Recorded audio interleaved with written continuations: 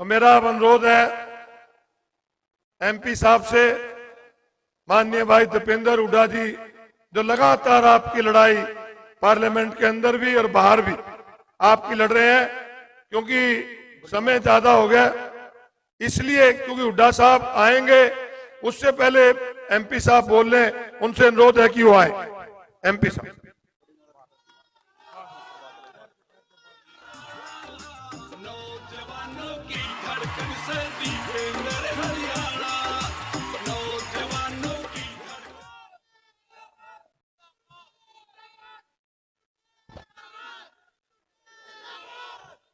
तो पटापा पेरलू भाई।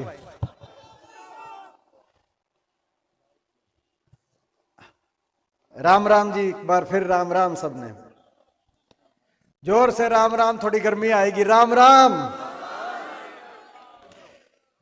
हमारे बीच में हमारे बहुत ही आदरणीय पूर्व स्पीकर हरियाणा विधानसभा हरमिंदर सिंह जी चट्ठा साहब, हमारे बहुत ही आदरणीय पूर्व स्पीकर हरियाणा के राजनीति के वरिष्ठतम लोगों में जिनकी एक गिनती रहती है, आदरणीय अशोक अरोड़ा जी, हमारे बहुत ही संघर्षशील विधायक, साथ लगते रादौर हलके से आदरणीय बिशन लाल सैनी जी, आज के कार्यक्रम के हमारे आयोजक जिनको मैं बहुत बहुत बधाई देना चाहता हूं। आज हजारों की संख्या में ये ऐसी सर्दी के दिन हमने सुना था कि अग्नि परीक्षा देनी पड़ी, लेकिन एक अग्नि परीक्षा होती है और एक सर्दी परीक्षा होती है। ये सर्दी परीक्षा जो है, मैं समझता हूं कि आपने, मेवा सिंह जी को मैं बधाई देना चाहता हूं कि आपने और आप सब जो यहां पर शामिल हुए हैं, ये जो सर्दी परीक्षा आपने दी है, ये आपकी सर्दी परीक्षा व्यर्थ नहीं जाएगी, हरियाणा में परिवर्तन लेके आएगी, ये मैं आपको विश्वास दिलाता हूं। ये जो सर्दी परीक्षा आपने दी है, आपने तो यहां पर सर्दी परीक्षा दी है, लेकिन मैं समझता हूं कि जो सत्ताधारी लोग हैं उनकी नजर आप पे जब पड़ेगी, आज सीआईडी की रिपोर्ट जाएगी कि इतनी ठंड में और इतनी बड़ी संख्या में और इतनी देर तक, क्योंकि हेलीकॉप्टर इस मौसम में पहले तो टेक ऑफ नहीं हो रहा था, अब टेक ऑफ हुआ हुड्डा साहब का, तो इतनी देर, इतनी लंबी है जो आज की हमारी सभा चली है। मैं समझता हूं इनको टेम्परेचर, इनका जो है, इनको रात तक ताप इनके चढ़ लेगा। आपने तो ठंड यहाँ पे भाई सर्दी परीक्षा दी है, इनके जो है इनका पारा ऊपर चढ़ लेगा, इनके रात तक जो है। मैं इस बात के लिए आपको बधाई देता हूं, क्योंकि इतनी देर तक बैठना कहीं ना कहीं ये भावना है, मेवा सिंह जी आपकी मेहनत है, और आप सबके मन में ये है कि ये जो हरियाणा के अंदर बीजेपी की सरकार, जेजेपी की है, खट्टर दुष्यंत सरकार, आपके मन में भावना है कि ये जानी चाहिए और हरियाणा में हुड्डा साहब के नेतृत्व में कांग्रेस पार्टी की सरकार आनी चाहिए। तभी आप लोग इतनी देर से यहां पर बैठे हैं। हम आपका धन्यवाद करते हैं। मेवा सिंह जी को बहुत बहुत मैं बधाई देता हूं, और मैं इस बात के लिए बधाई देता हूं कि एक आपकी जो कार्य प्रणाली और कार्यशैली मेवा सिंह जी मैंने देखी है हरियाणा की विधानसभा में। आज आप 90 विधायकों में अगर एक शराफत के और नरमाई के प्रतीक विधायक के रूप में अगर आपने अपनी पहचान बनाई है, हमारे, मैं समझता हूं कि पूरे 90 विधायकों में तो उन विधायक का नाम चौधरी मेवा सिंह जी है। मैं इस बात के लिए बधाई देता हूं।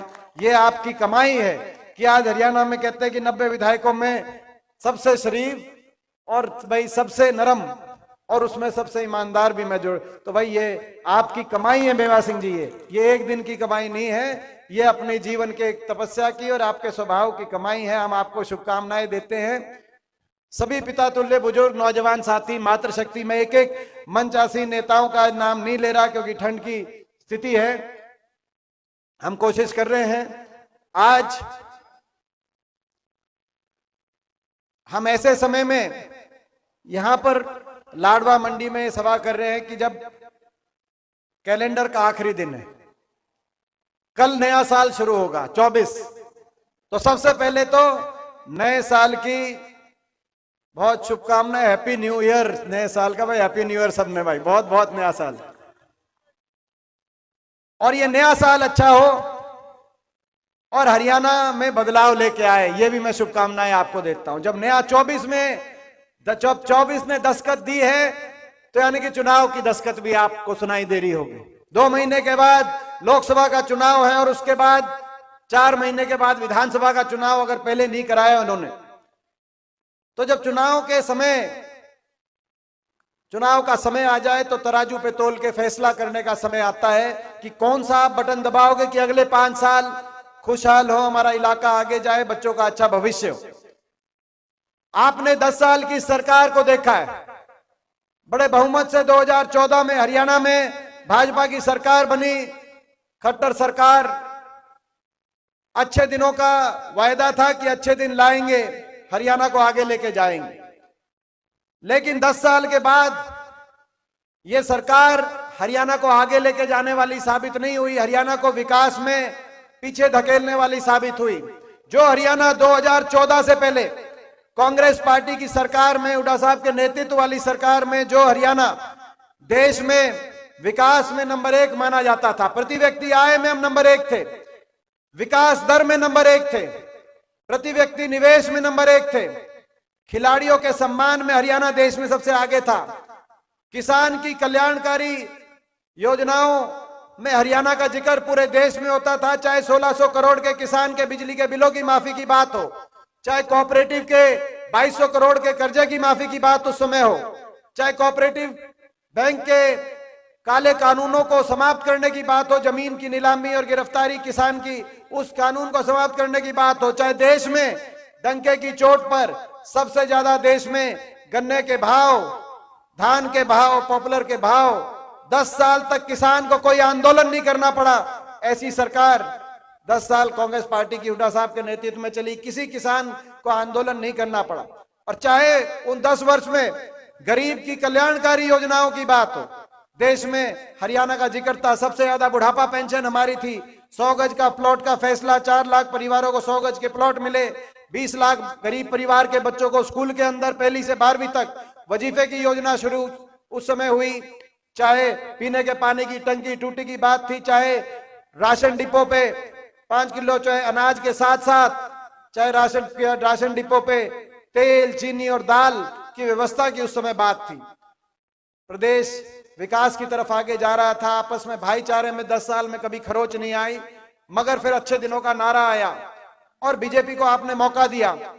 10 साल के बाद आज वही प्रदेश जो विकास में नंबर 1 हुआ करता था, खुशहाली भाईचारे में नंबर 1 हुआ करता था, वही प्रदेश विकास में तो 17वें नंबर पे पहुंच गया। इस खट्टर सरकार में नंबर 1 अगर पहुंच गया तो वही प्रदेश आज बेरोजगारी में नंबर 1 पहुंच गया, महंगाई में नंबर 1 पहुंच गया, भ्रष्टाचार में नंबर 1, नशे में नंबर 1 देश में पहुंच गया। आज हर घर में एक पढ़ा लिखा नौजवान बेरोजगार, बेरोजगारों की फौज खड़ी हो गई। ना तो कोई इंडस्ट्रियल एरिया लगाया, ना कोई इंडस्ट्री आई, कोई एक बड़ी इंडस्ट्री बता दें 10 साल में आई हो, एक कोई थर्मल का कारखाना बता दें इन्होंने 10 साल में लगाया हो, हमारे समय 5 लगे थे। ना निवेश हुआ, ना प्राइवेट में नौकरी, ना सरकारी क्षेत्र के अंदर नौकरी। सरकारी नौकरियां तो समाप्त कर दी गई, 2 लाख पद खत्म हो गए, या कच्चों में परिवर्तित कर दी गई, जो बता रहे थे अभी कौशल निगम के माध्यम से, बिना आरक्षण के प्रावधान के, बिना रिजर्वेशन के कच्ची नौकरी लगा दी कौशल निगम के माध्यम से।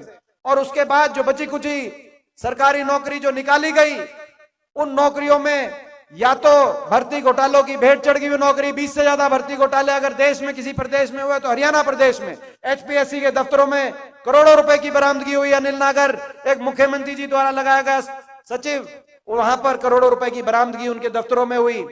नौकरियों की जो लिस्टें आई, फिर भी बचा कुचा जो नौकरियों की लिस्ट आई, उन लिस्टों में हरियाणा से ज्यादा हरियाणा के बाहर के नौजवानों को नंबर मिला, बाकी किसी प्रदेश में हरियाणा के नौजवान को नंबर मिलता नहीं, और हरियाणा की लिस्टों में हरियाणा से ज्यादा बाहर के नौजवानों का नंबर मिलता है।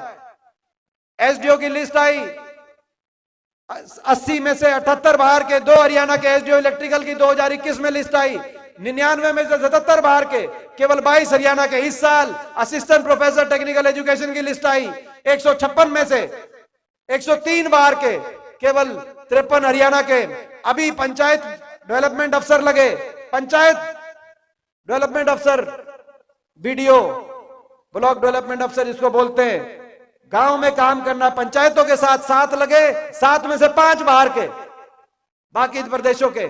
हमारी पंचायत हरियाणा के क्या हमारे बड़ी नौकरी निकालते हैं तो हरियाणा के बाहर के बच्चे निकालते हैं। आखिरी साल में ग्रुप डी की निकाल देते हैं राजनीति के लिए।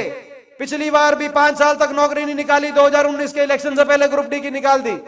इस बार भी 5 साल तक बाहर के बच्चे और आखिरी साल में ग्रुप डी की नौकरी निकाल देते हैं। मगर 13,000 ग्रुप डी की नौकरी निकाली तो 14 लाख बच्चों ने फॉर्म भरा।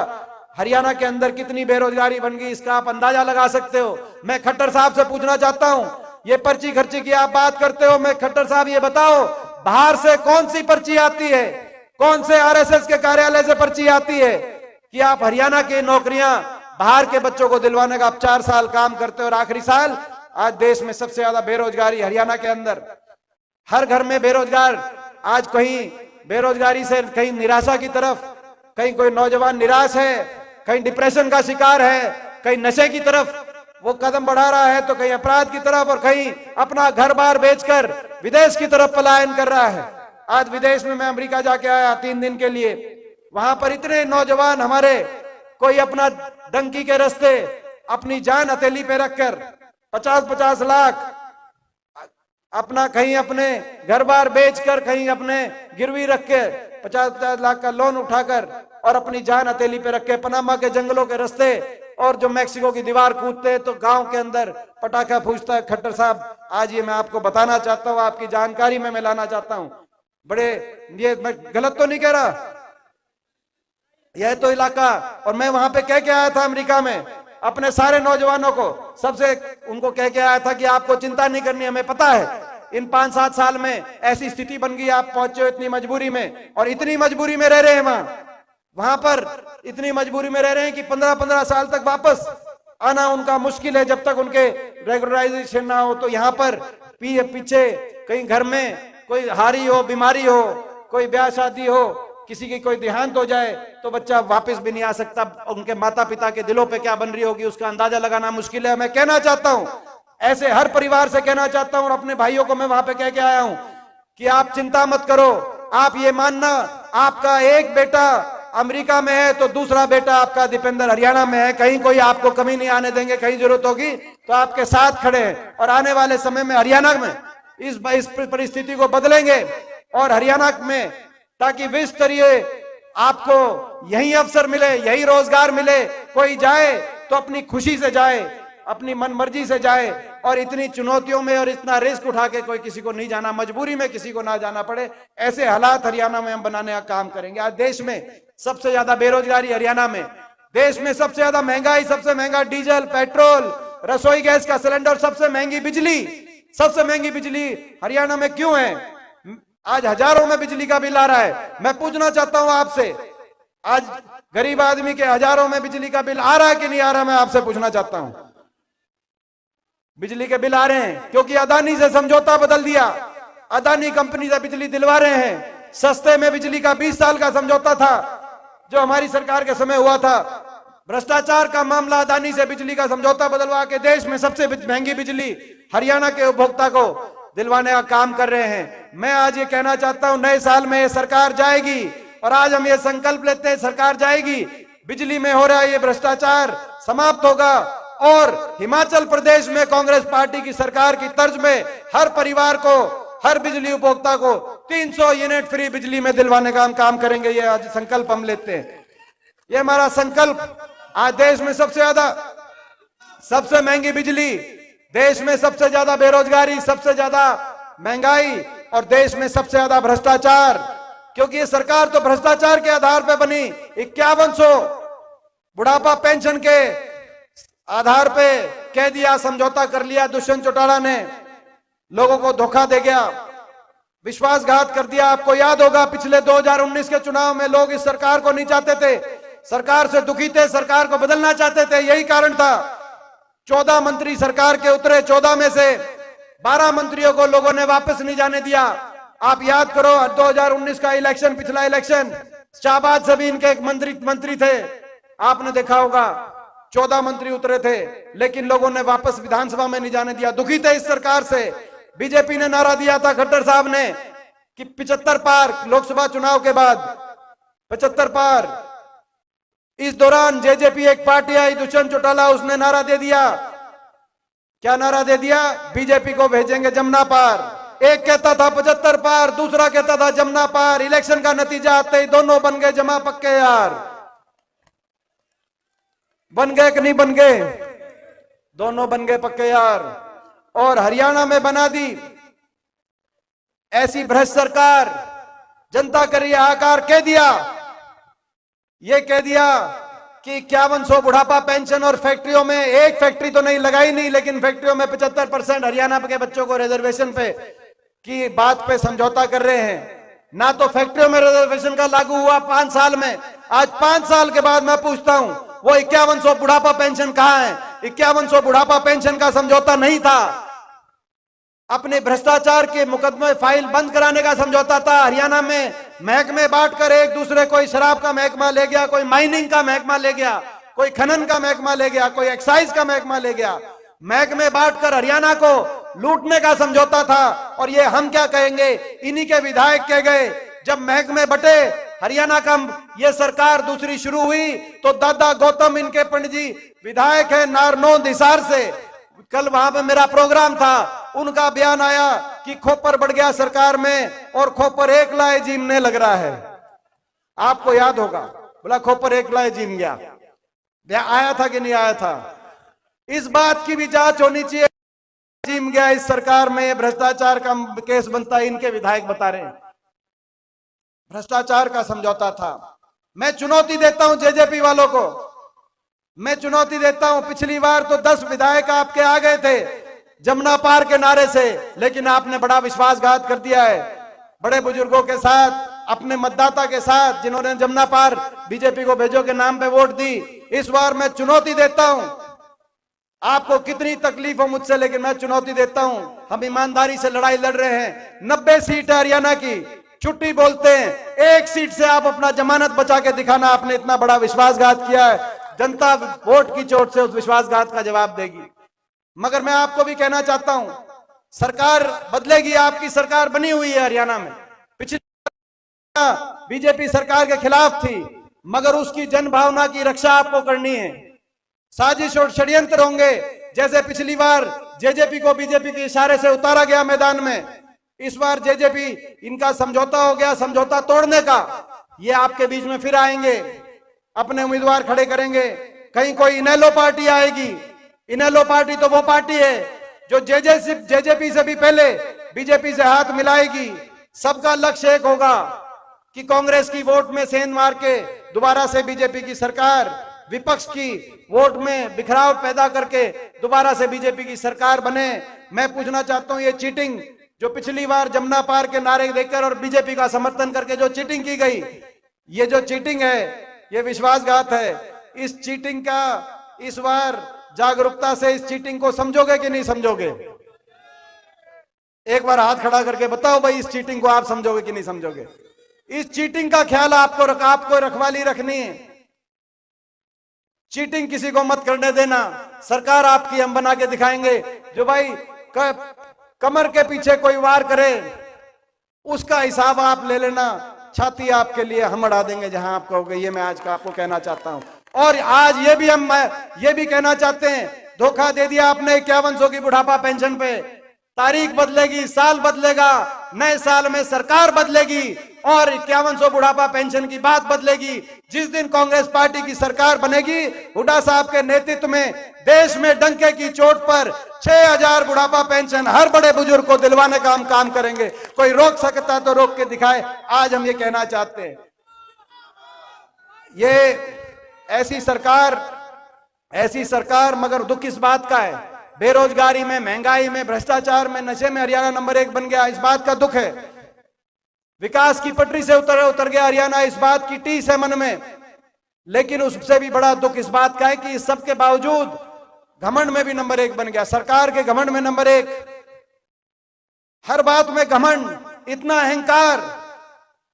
कोई ऐसा वर्ग नहीं, 10 साल हमारी सरकार रही, किसी को आंदोलन नहीं करना पड़ा, और 10 साल इनकी सरकार रही, हर वर्ग को आंदोलन करना पड़ा और हर वर्ग को पे अत्याचार इन्होंने किया। किसान आंदोलन चला 1 साल तक, 750 किसानों की जान चली गई, 750 घर उजड़ गए। किसी का बूढ़ा बाप था तो किसी का जवान बेटा था, किसी के घर में केवल छोटी छोटी बेटियां हैं। मैं एक एक घर में होके आया हूं, एक एक के आंसू पोंछ के आया हूं। कौन थे वो लोग जिन्होंने, उनकी बात मानने की बात तो दूर की बात है, लेकिन भारतीय जनता पार्टी के आज तक किसी छोटे से छोटे पदाधिकारी ने यह नहीं कहा कि हमें सहानुभूति है, हमें संवेदना है। हम सहानुभूति के 2 शब्द बोलते हैं कि हमें अफसोस है कि किसी का घर का चला गया, हम इनकी मांग नहीं मानते।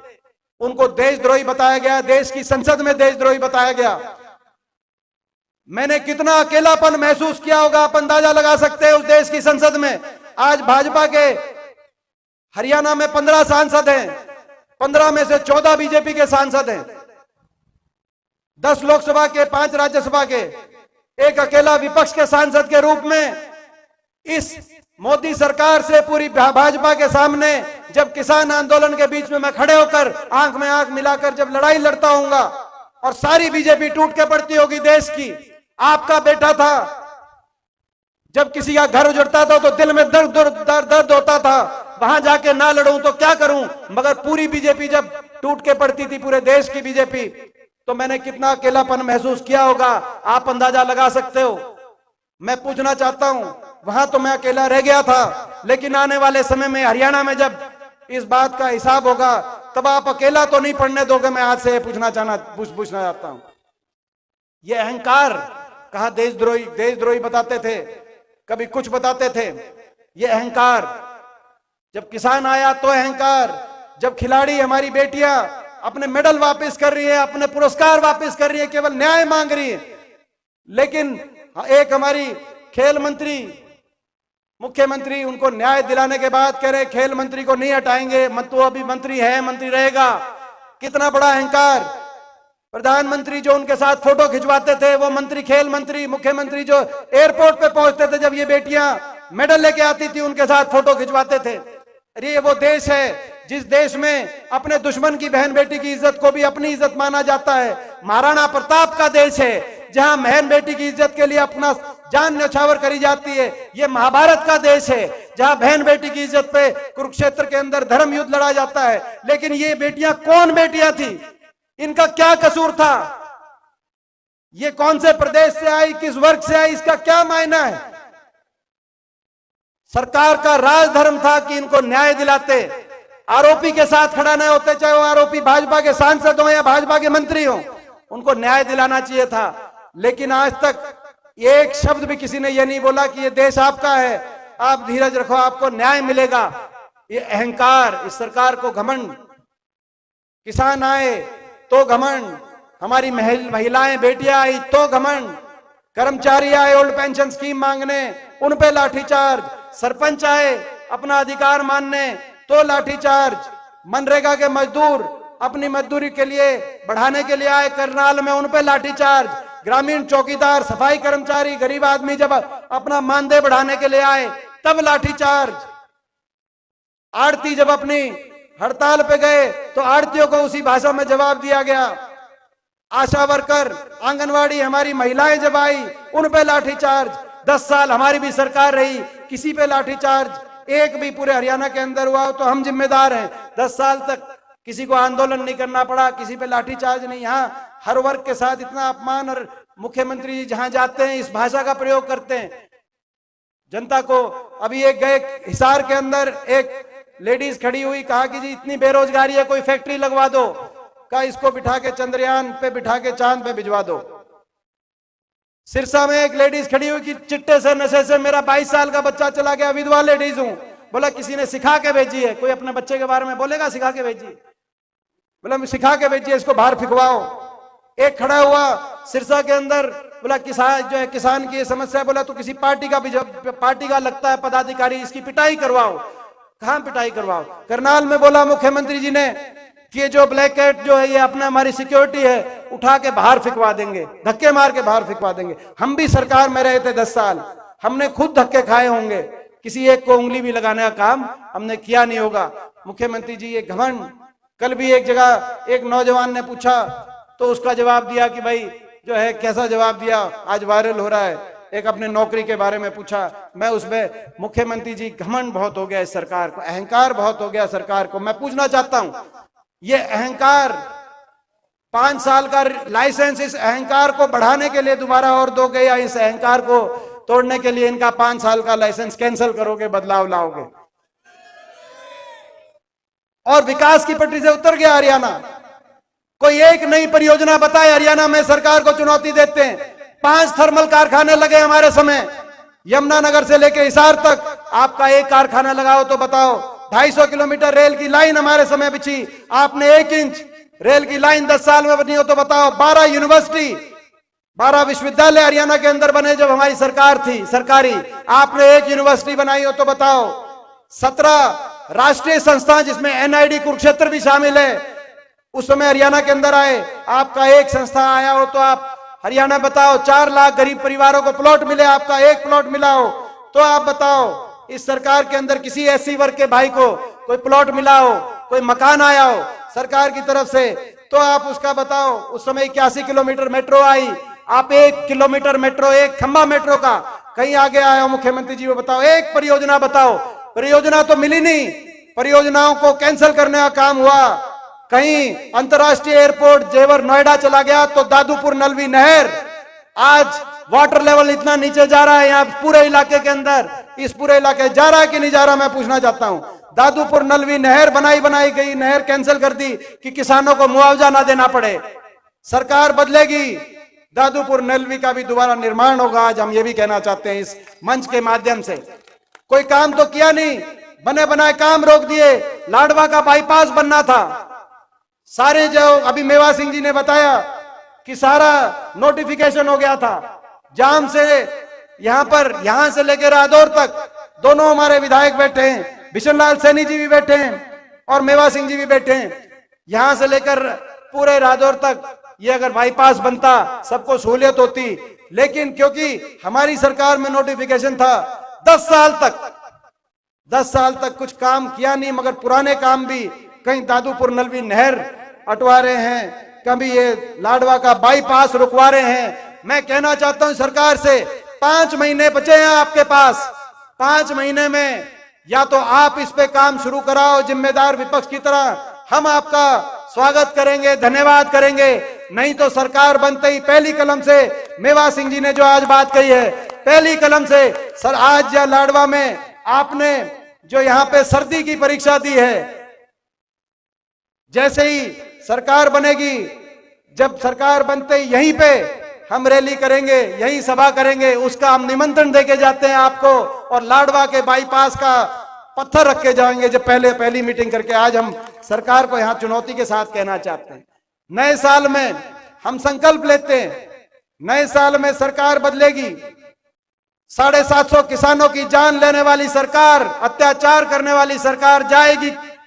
हरियाणा में किसान को न्यूनतम समर्थन मूल्य की गारंटी देने वाली, देश में सबसे ज्यादा पॉपुलर धान और देश में सबसे ज्यादा 450 क्विंटल गन्ने का भाव देने वाली सरकार हरियाणा में आएगी अगले साल। ये हम आज संकल्प लेते हैं। आज हम संकल्प लेते हैं, गरीबों की योजनाएं बंद करने वाली सरकार जाएगी। जो 100 गज के प्लॉट बंद कर दिए, मैं पूछना चाहता हूं, बहुत से SC वर्ग के हमारे भाई बैठे हैं आज इस सभा में, बैकवर्ड के हमारे भाई, BPL के परिवार जनरल के भी बैठे हैं। एक भी प्लॉट मिला 10 साल में? मैं पूछना चाहता हूं किसी को मकान मिला? जो इंदिरा आवास योजना के मकान आया करती, मकान मिला ना प्लॉट मिला। गरीबों की स्कीम रोकने वाली सरकार जाएगी और नए साल में हर गरीब परिवार को 100 गज का प्लॉट और 100 गज के प्लॉट पर सरकारी सहायता से 2 कमरे का इंदिरा आवास योजना के माध्यम से मकान बनवाने वाली सरकार आएगी। एक कलम से ये सारे मकान पारित करने का काम करेंगे। आज हम संकल्प करते हैं, हमारी खिलाड़ियों को अपमानित करके दिल्ली की सड़कों पे घसीटवाने वाली ये सरकार, अधर्मी सरकार जाएगी और हमारे खिलाड़ियों को देश में सबसे ज्यादा मान सम्मान दिलवाने वाली सरकार नए साल में आएगी, ये संकल्प लेना चाहते हैं। हम संकल्प लेते हैं 5000 स्कूल बंद करवाने वाली, 5000 स्कूल बंद हो गए, शिक्षकों की भर्ती नहीं, बच्चे बैठे हैं स्कूल के आगे धरने दे रहे हैं, प्रदर्शन कर रहे हैं। देश के इतिहास में शायद बच्चों को सबसे पहले धरना देना पड़ा, तो इस खट्टर सरकार में धरना देना पड़ा। 5000 गरीब का बच्चा बैठा है, क्योंकि सरकारी स्कूलों में गरीब का बच्चा पढ़ता है, गरीब के बच्चों के लिए लड़ाई लड़ेंगे। 5000 स्कूल बंद करने वाली सरकार जाएगी और पहली कलम से ये इन 5000 स्कूलों को दोबारा से शुरू कराने वाली और हरियाणा के स्कूलों को देश में बेहतरीन बनाने वाली सरकार हरियाणा में कांग्रेस पार्टी की आएगी, संकल्प लेते हैं। और पहले ही हम संकल्प ले चुके हैं कि 5100 का बुढ़ापा पेंशन पे धोखा देने वाली सरकार जाएगी और देश में सर्वाधिक कितनी 6000 बुढ़ापा दे पेंशन देने वाली सरकार आएगी, इन्होंने जो धोखा दिया है। और हम संकल्प लेते हैं सबसे ज्यादा महंगाई करने वाली सरकार जाएगी और देश में 300 यूनिट बिजली का जो है बिजली फ्री देने वाली सरकार 300 यूनिट आएगी। और सिलेंडर जो 400 रुपए था हमारी सरकार में, सिलेंडर को भूल गया था, 400 रुपए पे सिलेंडर था। कब हम महंगाई की मार सिलेंडर सस्ता होगा। सिलेंडर ने डाक मारी, कितने पे पहुंच गया भाई? सिलेंडर ने डाक मारी, और भाई सिलेंडर ने डाक मारी पहुंचा तो भाई 1100-1000 रुपए पे सिलेंडर देने वाली सरकार जाएगी। और हरियाणा में हर अपनी माता बहन गृहिणी को 500 रुपए सिलेंडर देने वाली सरकार आएगी। किसानों को सरपंचों को पे लठ बरसाने वाली सरकार जाएगी। सरपंचों बेचारे उनकी भी काफी अच्छी तरह तो सरकार ने सेवा करी। सरपंचों को पे लठ बरसाने वाली सरकार जाएगी और सरपंचों को लठ की बजाय उनके हाथ में कलम और कलम में विकास करने की ताकत देने वाली सरकार हरियाणा में आएगी। और भाई कर्मचारी को पे लाठियां बरसाने वाली सरकार जाएगी और कर्मचारियों को ओल्ड पेंशन स्कीम देने वाली सरकार आएगी। इन्होंने तो कोई अपना वायदा पूरा किया नहीं, ना तो एमएसपी गारंटी, ना किसान की आमदनी दुगनी, ना हर जिले के अंदर मेडिकल कॉलेज, ना 9000 बेरोजगारी का भत्ता, कोई एक वायदा इन्होंने पूरा किया नहीं। लेकिन जो आज हमने बात कही है उसको हम पूरा करके दिखाएंगे। जैसे पहली जब हुड्डा सरकार थी कोई एक बात ऐसी नहीं कही गई जो पूरी नहीं हुई। तो मैं इन्हीं शब्दों के साथ अपनी बात को यहीं समाप्त करते हुए, आज आपने एक सर्दी परीक्षा दी है, मैं उसके लिए बहुत बहुत आपका मैं धन्यवाद करता हूं। और जो है इन्हीं शब्दों के साथ बहुत बहुत आपका धन्यवाद।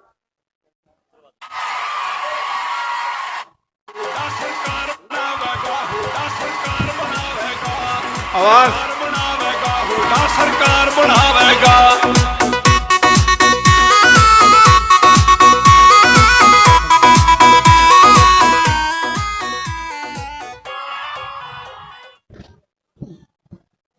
बहुत बहुत धन्यवाद एमपी साहब। एमपी साहब को विधायक मेवा सिंह जी एक हल भेंट करके उनका स्वागत करेंगे और बड़ी माला से स्वागत करेंगे हमारे कार्यकर्ता सभी।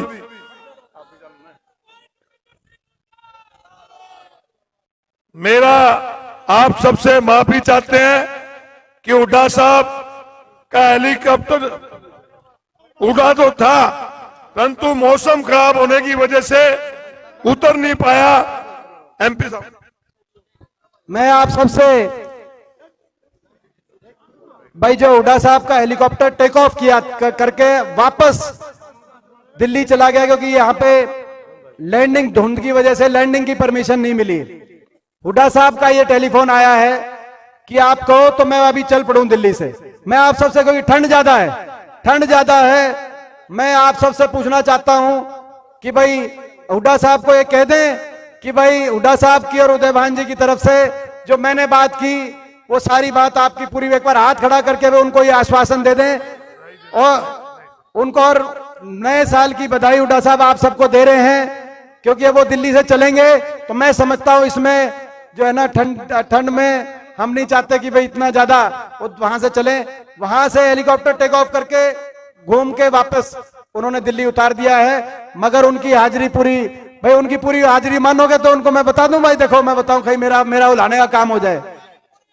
भाई बहुत बहुत, और आपकी हाजिरी मैं पहुंचवा दूंगा। वैसे आपकी हाजिरी तो आज पहुंच चुकी है, ये तो जो है आपकी जितनी ठंड में रिकॉर्ड हाजिरी, आपकी हाजिरी तो हुड्डा साहब तक भी पहुंचेगी और चंडीगढ़ में खट्टर दुष्यंत सरकार तक भी पहुंचेगी, जो है वहां तक भी मैं पहुंचेगी। ये सरकार भी चंडीगढ़ में जब सीआईडी की रिपोर्ट जाएगी, सरकार भी जो है ना देख के एक में तो खाट के तड़े पड़ेगी, सरकार भी देख के, आपको मैं बताई देता हूं। बहुत बहुत अब बड़ी माला से सभी कार्यकर्ता मान्य दीपेंद्र जी का 56 इंच का सीना था वो कहाँ गया बलवान, सीमा के मैं फौजी मुर्गी खेतों में किसान।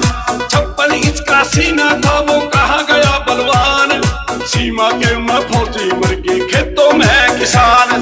व्यापारी मर गया मंडी के, मैं व्यापारी मर गया मंडी के, मैं कोड़ बतावेगा सरकार बनावेगा, हुड्डा सरकार बनावेगा, सरकार बनावेगा, हुड्डा सरकार बनावेगा।